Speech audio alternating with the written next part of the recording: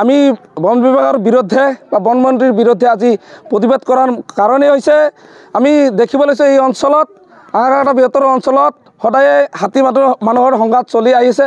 কিন্তু যোৱা ৰাতি বিশেষকৈ ইমান ক্ষতি সাধন কৰিছে মানে ২০-২৫টা পৰিয়ালৰ বাসগৃহ সম্পূৰ্ণৰূপে মানে বিধ্বস্ত ক্ষতি সাধন কৰিছে।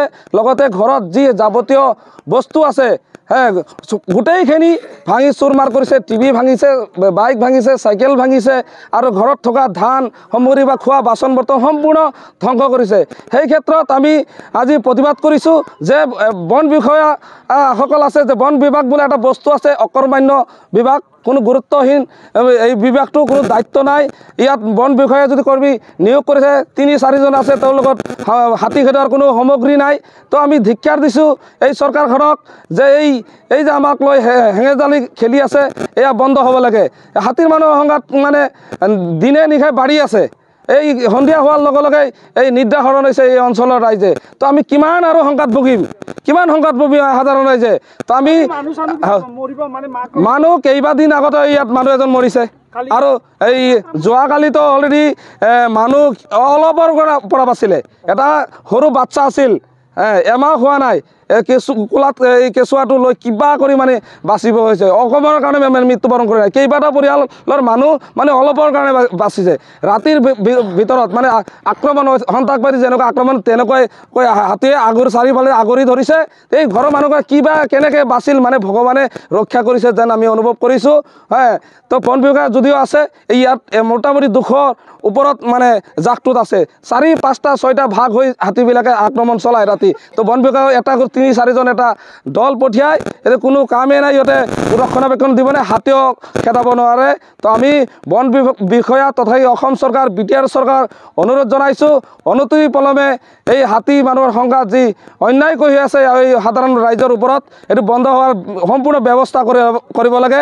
লগতে আমি চৰকাৰক দাবী জনাওঁ, বন বিষয়াক দাবী জনাওক আমাৰ এই ভূটান পাহাৰীয়া অঞ্চলত যিটো অবৈধভাৱে চাহ বাগান কৰিছে, পিকনিক স্পট দিনে দিনে বঢ়াই আছে, এইবিলাক বন্ধ কৰিব লাগে। এই পিকনিক স্পট এই স্থলীত হাতীৰ বাসস্থলী আছিল, তাত হাতীয়ে তাৰ জাগা লৈছিল, জিৰণিৰ জাগা আছিল। এইবিলাক যাতে পিকনিক স্পট আৰু অবৈধভাৱে এই চাহ বাগান এইকাৰণে তাত থাকিব নোৱাৰে। বিশেষকৈ আমাৰ ইয়াতে নিচেই ওচৰত এটা পতঞ্জলি আছে। এই পতঞ্জলি এই জাগাখিনিতে হাতীয়ে বাচ্চা পোৱালি দিছিল, পোৱালি জন্ম দিছিল আৰু তাত মানে থাকাৰ জেগাটো আছিল দিনত বা ৰাতিও তাত থাকি গছ লতা খাই আছিল। কিন্তু পতঞ্জলি হোৱাৰ পিছৰ পৰাই তাত এই মানুহখিনি এই হাতীয়ে তাত যাব নোৱাৰে আৰু শ্বৰ্ট লাইন লগাই দিছে। শ্বৰ্ট লাইনৰ পৰিপ্ৰেক্ষিতত এই হাতীসমূহ এই গাঁৱত সোমাই ঘৰ বাৰী ভাঙিছে, তহিলং কৰিছে। তো আমি বনমন্ত্ৰী তথা অসম চৰকাৰ BTR চৰকাৰক আমি অনুৰোধ জনাইছোঁ অনতি পলমে এইকেইটা অবৈধভাৱে যিবিলাক আছে পতঞ্জলিৰ যে শ্বৰ্ট লাইন হওক বা পিকনিক স্পট বা এই অবৈধভাৱে যি চাহ বাগান খেতি কৰিছে, ফেঞ্চিং বেৰা চেৰা দি নিজাববীয়াকৈ শ্বৰ্ট লাইন লগাই দিছে, হাতীয়ে তাত বিচক্ষণ কৰিব নোৱাৰে। এইবিলাক বন্ধ হোৱাৰ আমি দাবী জনাইছোঁ। ৰাতি নহয় দিনত 3টা বজাত হাতী ওলাইছে। হাতী ওলোৱাৰ লগে লগে পতঞ্জলিৰ শ্বৰ্ট লাইনৰ ওচৰত গৈছে, সিহঁতে বম চম মাৰি ফেলে ঘূৰাই দিলাক আমাৰ গাঁৱৰ ফালে ঘূৰাই দিয়াৰ লগে লগে ৰাতি পুৰা উৎপাত, দুনিয়াৰ ঘৰ চৰ ভাঙি ফেলে চুৰ মাৰ কৰি দিছে। এইগিলা চৰকাৰে আমাৰ ক্ষতিপূৰণ দিব লাগিব। আৰু যি ফৰেষ্টৰ পঠাইছে সিহঁতৰ গুলি নাই, একো নাই, বম চম একো নাই, সিহঁতে খেদবাই নোৱাৰে হাতী। সেইকাৰণে আমাৰ ইমান অত্যাচাৰ হৈ আছে। ফৰেষ্টে এনেকুৱা ভাল প্ৰশাসন পঠাই দিব লাগে, সেইকাৰণে ভাল হলাক হয়। নহ'লে এই ফৰেষ্টৰ কাৰণে আমাৰ ইমান ঘৰ বাৰী ভাঙি চুৰ মাৰ হৈ গৈছে। সেই চৰকাৰে আমাৰ এই যিকেইটা ঘৰ বাৰী ভাঙিছে সিহঁতৰ চব ক্ষতিপূৰণ দিব লাগিব। আৰু পতঞ্জলিৰ হাতী যোৱা ওলোৱা ৰাস্তাটো ইয়াতে ওলাই দিব লাগিব। হাতীখিনি পাহাৰত নাযায়, তাৰমানে বাগানে মেনকা বাগানে সিহঁতৰ জংঘলটো চাফা নকৰে। আমাৰ গাঁৱৰ পৰা যাই কেনে জংঘলত সিহঁতে ঠাই লয়।